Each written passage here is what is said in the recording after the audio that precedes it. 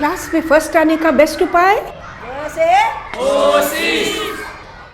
Hello friends, हमारी science के videos में एक और कड़ी मेटल्स एंड नॉन मेटल्स, धातु और अधातु। आपने हमारा ये वाला वीडियो तो देख ही लिया होगा। इसमें याद करो, ये जो जिगजैग लाइन है, लाइन के लेफ्ट साइड पे मेटल्स, राइट साइड पे नॉन मेटल्स, उधर धातु इधर अधातु। और इस चैप्टर में हम ये सारी चीजें जानेंगे। Are you ready? तो चलो फिजिकल प्रॉपर्टीज से शुरू करते हैं। Number 1, metals are generally solid, वो ठोस फॉर्म में होते हैं और ये अर्थ के क्रस्ट में, अर्थ की प्रॉपर्टी में ये खनिज के रूप में रहते हैं। और नॉन मेटल्स अधातु वो गैस या सॉलिड के फॉर्म में होते हैं। मेटल्स जनरली काफ़ी कठोर होते हैं, लोहा सोचो कितना हार्ड होता है ना। और नॉन मेटल्स जैसे कार्बन, कोयला सॉफ्ट होता है, हथौड़ा मारो तो टूट जाएगा। मेटल्स में उनकी मैलिएबिलिटी बहुत होती है कि आप उनको अगर पीटो एक हथौड़े से तो वो धीरे धीरे धीरे धीरे ना शीट की तरह बन जाते हैं, जैसे चांदी की परत बनते हैं, सोने के परत बनते हैं। पर नॉन मेटल्स को आप हथौड़े से मारोगे तो वो तो टुकड़ा टुकड़ा हो जाएगा। मेटल्स में डक्टाइल होते हैं, उनमें ये तन्यता होती है, आप उनको खींचो तो आप उनका वायर बना सकते हो। नॉन मेटल्स का वायर बना सकते हो? सोचो तो। मेटल्स में बहुत high conductivity of heat, good conductors of heat या ऊष्मा के सुचालक होते हैं। बर्तन, खाने पकाने का बर्तन हम किससे बनाते हैं? मेटल से ही तो बनता है। कभी कार्बन की कढ़ाई देखी है क्या? Metals are also good conductors of electricity, ये विद्युत के सुचालक हैं। आपने देखा होगा विद्युत वायर के ऊपर, इलेक्ट्रिक वायर के ऊपर आप देखोगे हमेशा एक पीवीसी का जैकेट रहता है, क्योंकि अंदर का जो कॉपर वायर है, एल्यूमिनियम वायर है, ये बहुत अच्छा चालक है इलेक्ट्रिसिटी का और आपको शॉक भी लग सकता है। धातु होते हैं चमकीले, they are shiny in nature, और अधातु जो होते हैं वो थोड़े डल किस्म के होते हैं। एक और चीज़ याद रखना, मेटल्स होती हैं सोनोरस, यानी कि उनमें जैसे बेल बजाने की आवाज़ होती है उस तरीके का आवाज़ बनता है। मंदिर के जो घंटे होते हैं, ये आपने कभी उनको नॉन मेटल से बना हुआ देखा है? कोयले का बना हुआ या सल्फर का? हमेशा मेटल का ही तो बनता है। एंड फाइनली मेटल्स काफ़ी डेंस होती हैं, या उनका जो घनत्व है वो काफ़ी ज़्यादा है। पानी में डालो तो ठप, अधातु को डालो तो वो फ्लोट करता रहेगा। तो इन दोनों का कंपैरिजन एक और बार देख लो। अब हम देखेंगे केमिकल प्रॉपर्टीज़ या रासायनिक गुणधर्म। सबसे पहले होगा ऑक्सीडेशन। अगर हम मेटल को, किसी भी मेटल को आप उसको हवा में जलाएं तो बनता है उसका ऑक्साइड। और ये ऑक्साइड्स नॉर्मली आप देखोगे कि ये इनकी क्वालिटी क्षारिक होती है या एल्कलाइन होती है। पर कुछ ऑक्साइड्स हैं जो एसिडिक भी होती है और एल्कलाइन भी होती है, अम्ल भी क्षार भी। इनको हम उभयधर्मी या ऑक्साइड या एम्फोटेरिक ऑक्साइड कहते हैं। फॉर एग्जाम्पल एल्यूमिनियम ऑक्साइड, ये देखो इसका एसिड के साथ रिएक्शन और ये देखो इसका बेस के साथ रिएक्शन। और कुछ ऑक्साइड्स होती हैं जो पानी में घुलनशील होती हैं, for example potassium oxide, sodium oxide. एक चीज आप याद रखना, हर धातु इक्वल स्पीड से रिएक्ट नहीं करता ऑक्सीजन के साथ। कुछ हैं जैसे सोडियम, पोटेशियम, ये तो रूम टेम्परेचर में फटाक से रिएक्ट करते हैं, जलना शुरू हो जाते हैं, इसलिए इनको केरोसिन में भिगो के रखा जाता है। कुछ है जैसे सिल्वर, गोल्ड, ये तो ऑक्सीजन के साथ बिल्कुल ही नहीं रिएक्ट करते। और कुछ है जैसे आयरन, आयरन अपने आप तो नहीं जलता, पर आयरन के फाइलिंग्स को अगर आप आग लगाओ तो देखोगे ऐसा भभकेगा। अब हम देखेंगे धातु का अभिक्रिया पानी के साथ, जल के साथ। जल के साथ ये रिएक्ट करके ये नॉर्मली ऑक्साइड बनाते हैं और हाइड्रोजन को छोड़ देते हैं। और कुछ ऑक्साइड हैं जो जल के साथ फर्दर रिएक्ट करके हाइड्रोक्साइड बनाते हैं। फॉर एग्जाम्पल सोडियम और पोटेशियम जल के साथ फटाक से रिएक्ट कर जाते हैं। कुछ हैं जैसे मैग्नीशियम, वो तो काफ़ी टाइम लेते हैं, उनको गर्म पानी के साथ रिएक्ट होता है। और कुछ है जैसे आयरन, जिंक, ये रिएक्ट करते हैं केवल स्टीम के साथ। इसको आप याद रखना। थर्ड नंबर पे हम देखेंगे धातु का रिएक्शन एसिड के साथ, अम्ल के साथ। अगर ये अम्ल तनु है, अगर ये डाइल्यूट एसिड है तो बनेगा सॉल्ट और रिलीज होगा हाइड्रोजन। अगर ये कॉन्सेंट्रेटेड एसिड है तो बनेगा सॉल्ट और रिलीज होगा वाटर।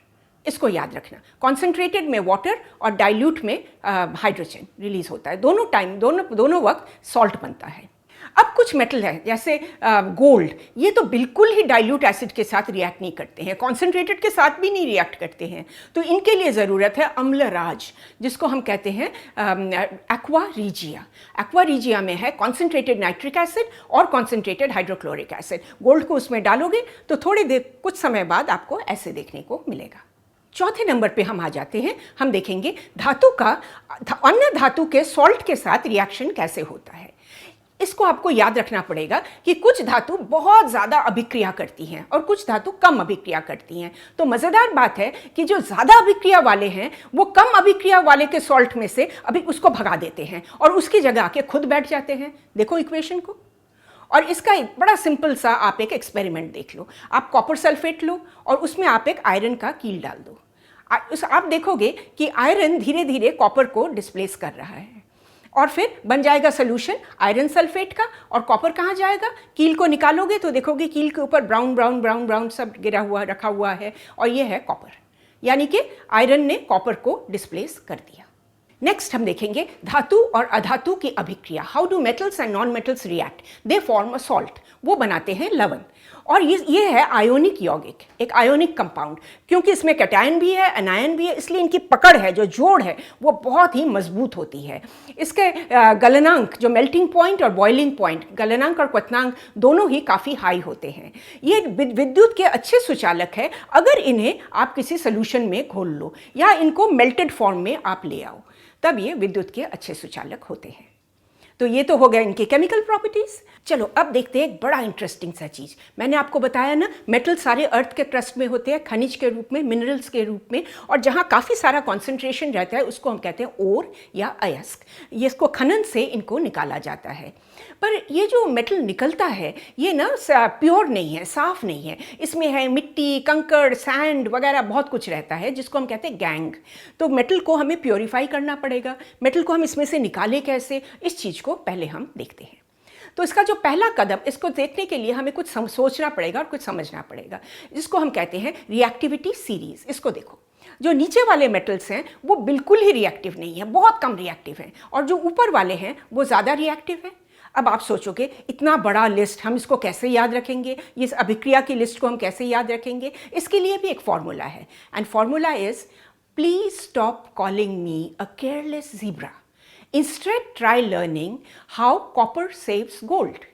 P से पोटेशियम, S से sodium, please stop calling, C से कैल्शियम। इसी तरह से आप ये पूरी सीरीज को याद रख सकते हो। और याद रखना, इस सीरीज़ के ऊपर वाले जो हैं इनको एक तरीके से हम निकालते हैं, एक्सट्रैक्ट करते हैं, सेकंड को दूसरी तरीके से, और जो एकदम नीचे हैं उनको बिल्कुल ही अलग तरीके से हम एक्सट्रैक्ट करते हैं। तो चलो इसके मेथड्स को देखा जाए। फर्स्ट स्टेप, कोई भी सीरीज में कहाँ भी हो, किसी भी मेटल हो, फर्स्ट स्टेप है उसको क्लीन करना, परिष्कार करना या समृद्धिकरण करना, एनरिचमेंट ऑफ ओर। तो इसके लिए कुछ तरीके होते हैं। एक तो पानी से धो लो, गैंग निकल आया इस साइड पे, मेटल निकल गया उस साइड पे। दूसरा है वाटर सोल्यूशन में पाइन ऑयल मिला दो, और अगर आप सल्फाइड ओर डालते हो तो सल्फाइड ऊपर आ जाएगा, गैंग नीचे बैठ जाएगा।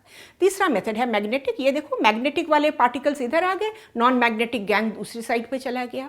और कुछ है जैसे बॉक्साइट, एल्यूमिनियम ओर, इसमें से एल्यूमिनियम को परिष्कार करके निकालते हैं हम by chemical separation. For example इसको आप देखो, एल्यूमिनियम और सोडियम हाइड्रोक्साइड का जब रिएक्शन होता है तो बनता है एल्यूमिनियम ऑक्साइड, और एल्यूमिनियम ऑक्साइड पानी में सोल्यूबल है, तो एल्यूमिनियम ऑक्साइड अलग हो गया, गैंग नीचे बैठ गया। अब आपके पास आ गया समृद्ध किया हुआ ओर, एनरिच्ड ओर। अब इस ओर में से हमें निकालना है मेटल। यहाँ आती है वो रिएक्टिविटी सीरीज जो मैंने अभी आपको बताया। सबसे पहले हम देखेंगे नॉन रिएक्टिव मेटल्स, कम अभिक्रियाशील वाले धातु, उनको कैसे निकालते हैं। इनके जो सल्फाइड ओर है ना, इनको अगर आप हीट करो तो पहले इनके ऑक्साइड निकल आता है, ऑक्साइड को फर्दर हीट करो तो ऑक्सीजन छोड़ देता है और नीचे आपको प्योर ओर मिल जाएगा। तो ये एक तरीका है नॉन रिएक्टिव मेटल्स के लिए। अगले बढ़ते हैं बीच वाले सीरीज में जो है। अब ये ना जिंक, आयरन जैसे हैं, ये ऑक्सीजन को इतना जल्दी नहीं छोड़ते, तो इसके लिए हमें डबल मेथड यूज़ करना पड़ता है। पहले तो हम इसको हीट करेंगे, सल्फेट को हम काफ़ी हवा में हीट करेंगे, या कार्बोनेट होगा तो उसको कम हवा में हीट करेंगे तो बन जाएगा ऑक्साइड। इस ऑक्साइड को हम रिड्यूस करेंगे by using Coke, carbon use करेंगे तो बन जाएगा कार्बन मोनोऑक्साइड, और मेटल अलग से रह जाएगा। तो ये रहा सेकंड मेथड। और थर्ड मेथड है जो हाईली रिएक्टिव, जो तो हवा में आग लगने लगती है। इनको तो हम फिर हीटिंग से तो चलेगा नहीं, तो इसके लिए हम यूज़ करते हैं इलेक्ट्रोलिटिक रिडक्शन, विद्युत अपघटन अपचयन।